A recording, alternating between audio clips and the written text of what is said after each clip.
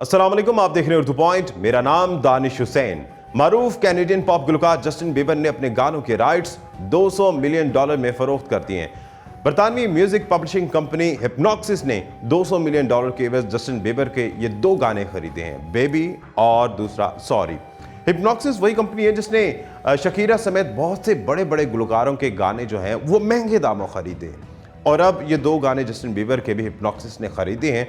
Baby किसी तारुफ का मोहताज नहीं है, ना सिर्फ यूरोप में बल्कि पूरी दुनिया में ये गाना सुना गया, देखा गया, मशहूर हुआ। इस पे बहुत से टिकटॉक्स बने, यहाँ तक कि पाकिस्तान में भी खासा मशहूर हुआ। जो अंग्रेज़ी नहीं समझते थे वो इस गाने की धुन को समझते थे और इसे गाने की कोशिश भी करते थे। इसकी सबसे बड़ी मिसाल हमें पाकिस्तान में जस्टिन बीबीस की शक्ल में नज़र आती है। दो खानाबदोश बहनें जो जस्टिन बीबर का यह गाना गाती हैं और उसके बाद सोशल मीडिया पर इतना वायरल होती हैं कि रातों रात उनके इंटरव्यूज़, उनके कॉन्सर्ट्स, न जाने क्या क्या, और खूब शोर समेटती हैं। यहाँ तक कि कोक स्टूडियो में जस्टिन बीबीस के नाम से वो जाती हैं और गुलकारी के जौहर दिखाते हैं। इसके अलावा कई ऐसे बड़े बड़े टिकटॉक स्टार्स भी हमने देखे हैं, ख़ासतौर पे पाकिस्तान में, जो जस्टिन बीबर के गानों पर लिपसिंग करते थे और उसके बाद वो रातों रात टिकटॉक स्टार या सोशल मीडिया स्टार बन गए। जस्टिन बीबर का शुमार दुनिया के हाईएस्ट पेइंग सिंगर्स में भी होता है, यानी कि जो सबसे ज़्यादा महंगे हैं, सबसे ज़्यादा कॉन्सर्ट्स के पैसे लेते हैं, उसमें जस्टिन बीबर, जिनकी उम्र सिर्फ 28 बरस है, और वो आज भी दुनिया के चंद उन लोगों में शुमार होते हैं जो कि बहुत अमीर हैं और वो सिंगिंग की दुनिया से वाबस्ता हैं। अभी हाल ही में उनके दो गाने खूब मशहूर हुए हैं, जिसमें घोस्ट और स्टे शामिल है।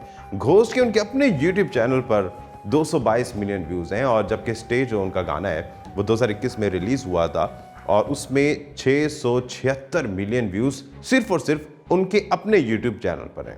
गुज़िश्ता बरस जून में जस्टिन बीबर एक फालिज का शिकार होते हैं। उनके चेहरे को फालिज जुज़वी तौर पर मुतासिर भी करता है। उसके बाद वो एक वीडियो बनाते हैं और तमाम लोगों से माजरत करते हैं, क्योंकि एडवांस बुकिंग बहुत ज़्यादा थी कॉन्सर्ट्स की, और इस फालिज की वजह से उन्हें अपने कॉन्सर्ट्स को मुलतवी करना पड़ता है। एक वीडियो में वो बताते हैं कि उन्हें रम्से हंट सिंड्रोम नामी एक फालिज है जिसका वो शिकार हो चुके हैं, और वो अपने फैन से दुआ की अपील भी करते हैं। जस्टिन बीबर 1994 में पैदा हुए। 2008 में उन्होंने अपने करियर का आगाज़ किया और 2009 में उनका गाना आता है बेबी, जो पूरी दुनिया में मशहूर होता है और धूम मचा देता है। जिस तरह से पहले तस्करा भी किया कि पाकिस्तान में भी वो खूब वायरल होता है। और जब ये गाना रिलीज़ होता है 2009 में, तब जस्टिन बीबर की उम्र जो है सिर्फ 13 बरस होती है, और 13 बरस की उम्र में ये मिलियनेयर बन जाते हैं। अब आखिर में बात करते हैं कि जस्टिन बीबर की इस वक्त नेटवर्थ कितनी है, वो कितने अमीर हैं। अब इन तमाम तर बातों से आपको अंदाज़ा तो हो चुका होगा कि वो कितने पैसे लेते हैं। तो अभी 2022 के आखिर तक जो रिसर्च के मुताबिक उनकी जो नेटवर्थ है वो है $285 मिलियन। ये उनकी नेटवर्थ है। और हिप्नॉक्सिस के साथ जो इनका कॉन्ट्रैक्ट हुआ है, जिसके जरिए इन्होंने राइट्स बेचे अपने गानों के, तो $200 मिलियन के अगर ये राइट्स बिकते हैं और इनको ये इजाफा होता है इनकी आमदन में, तो इनकी जो आमदन है या इनके जो असासे है वो तकरीबन 2 गुना हो जाएंगे। दानिश हुसैन को इजाज़त दीजिए। अल्लाह निगहबान।